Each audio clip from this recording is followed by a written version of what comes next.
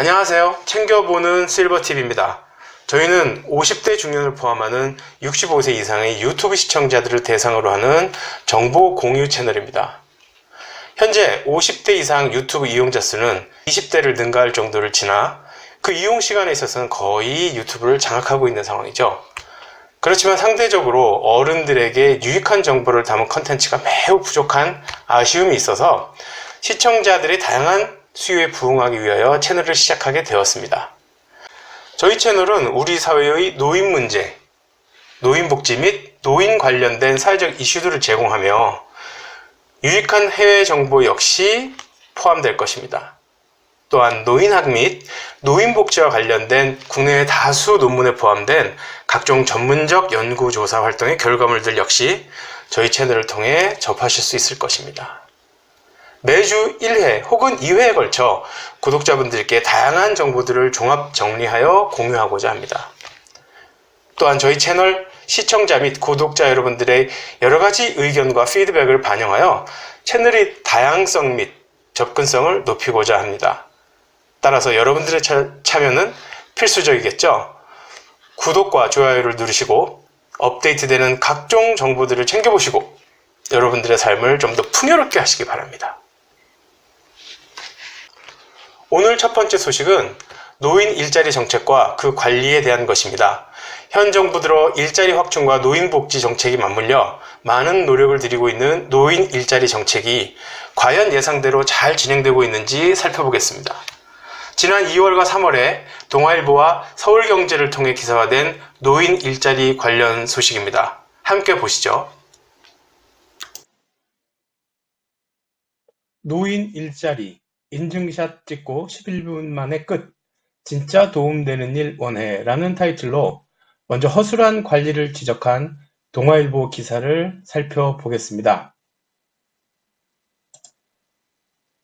서울의 각 자치구에서 진행되는 공익활동형 노인 일자리 사업 현장 5곳을 둘러본 결과 이 중 4곳이 필요 이상의 인력이 투입되어 있거나 작업 활동에 대한 관리 감독이 제대로 이루어지지 않고 있었다.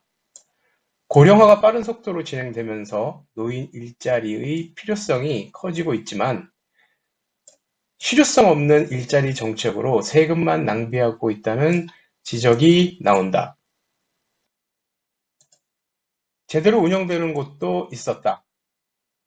서울 지하철 5호선 군자역에서 일하는 시각장애인 안내 도우미들은 4명이 1개조를 이뤄 3시간씩 4교대로 오전 7시부터 오후 7시까지 활동한다.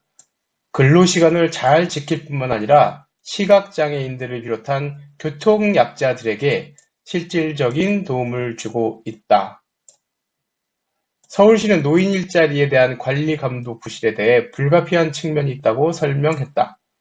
자치구별로 다양한 종류의 노인 일자리를 만들려고 노력하지만 국가 주도로 할당 일자리가 내려오다 보니 관리가 제대로 안 되는 곳이 있다는 것이다.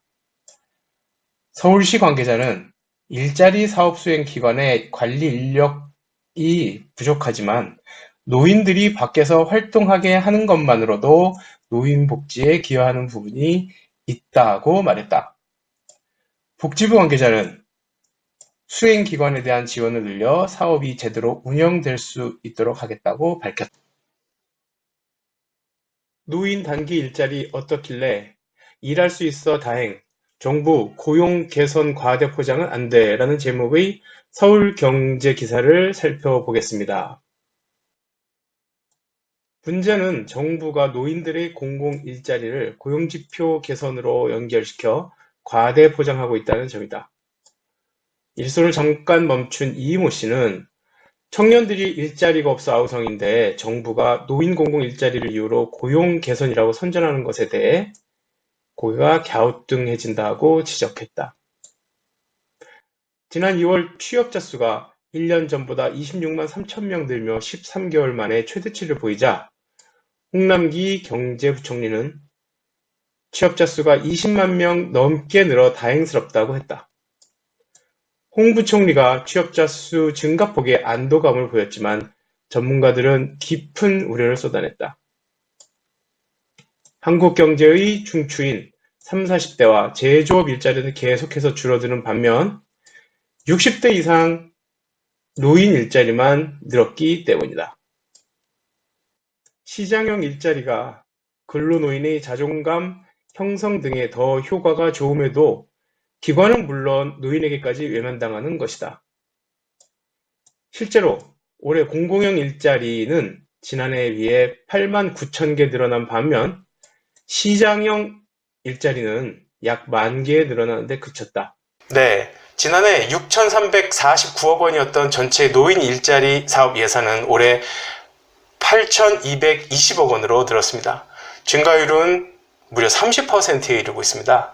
적지 않은 예산이 투입되고 있는 노인 일자리 사업이고 앞으로 노인 인구 증가에 따라 그 중요성은 더욱 커져갈 것입니다. 아직은 안정적인 사업 평가를 만들어내기엔 시간이 좀 더 필요하겠으나 사업 참여 당사자인 우리 어르신들의 의견을 반영하고 지역사회가 주도권을 갖고 서비스 이용자 중심의 사업으로 진행되어야 한다는 전문가들의 지적처럼 원활한 사업의 지속적인 실행이 하루속히 이루어져야 할 것입니다. 혹시 아포덴이라는 단어 들어보셨나요? 두 번째 소식은 우리나라의 보이스피싱처럼 일본의 노인 대상 전화사기 및 범죄에 대한 내용입니다. 노인을 대상으로 하는 다양한 형태의 사회적 범죄가 점점 늘고 있고 앞으로 더욱더 증가할 것으로 예상이 되는 가운데 일본이 겪고 있는 현재 이러한 문제들은 장차 우리나라에 일어날지도 모를 사태를 미연에 방지할 수 있는 타산지석이 될 것으로 예상됩니다. 기사 한번 함께 보실까요? 노인 대국 일본, 고령자에 걸려오는 아포덴 전화의 고심. 예금은 얼마나 있어요? 노인 대국 일본이 고령자에게 걸려오는 사기 전화로 고심하고 있다. 아들이나 손자 등으로 가장한 채 긴급하게 거액을 요구하는 오래오래 사기가 끊이지 않는 가운데 아포덴과 같이 더 진화한 수법이 등장하고 있기 때문이다. 아포덴은 약속, 예약을 뜻하는 appointment와 전화,電話의 앞글자를 합한 말로 전화를 걸어 금융상태 등을 확인한 뒤 고령자가 사는 집에 침입하는 것이다.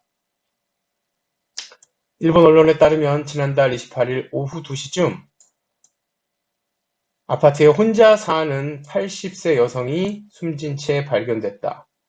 이 여성은 테이프 등으로 손발이 묶인 상태였으며 질식사한 것으로 추정된다. 집안은 선반이라 서랍을 뒤진 흔적이 있었다. 앞서 사건 당일인 오전 11시쯤 검은 옷에 두건과 마스크를 착용한 인물 3명이 이 집을 출입하는 모습이 폐쇄 회로 카메라에 잡혔다. 특히 아포덴은 최근 오래오래 사기 등의 예비조사 수법으로 눈에 띄고 있다고 신문은 전했다. 경찰청에 따르면 도쿄에선 2018년 한 해 동안 약 3만 4천 건이 확인됐다. 전년도에 비해서 약 30% 증가한 수치다.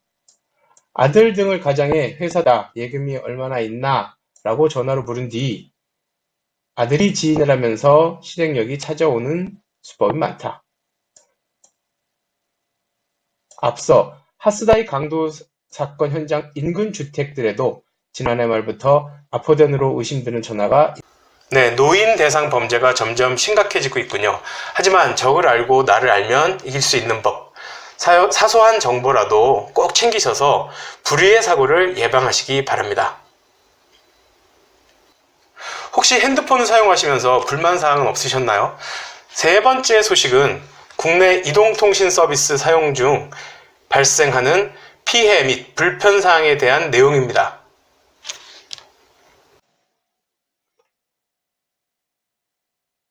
소비자원, 이동통신 서비스 피해 10명 중 1명꼴 65세 이상 고령.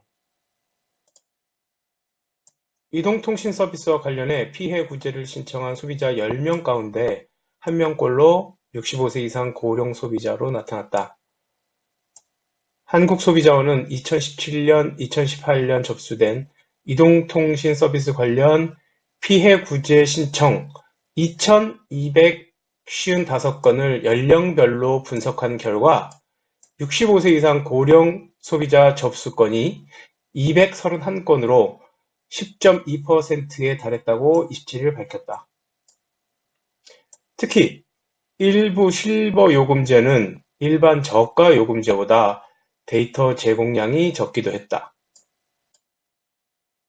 따라서 소비자원은 이번 조사 결과를 바탕으로 실버 요금제가 차별적으로 운영될 수 있도록 요금제 개선과 고령 소비자 보호 조항 신설 등을 해당 사업자에 권고했다.